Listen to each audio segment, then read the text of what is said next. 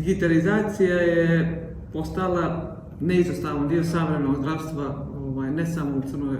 Gori, nego i šire, i mi je zbog toga u Poliklinici Moj lab pridajemo izuzetan značaj.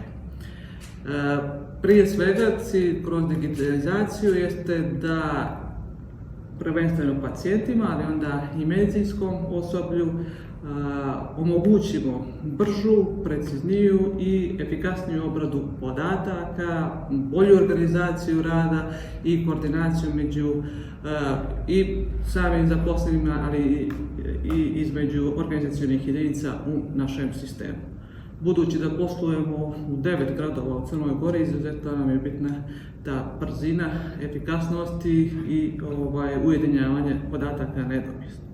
Stoga bi kao ključna 3 segmenta, odnosno 4 segmenta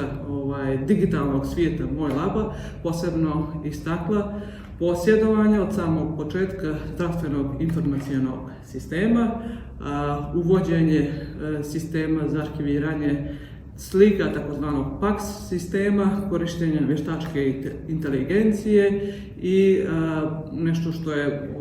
posljednje u našem sistemu i što posebno razvijemo jeste to je komunikacija sa pacijentima kroz Moj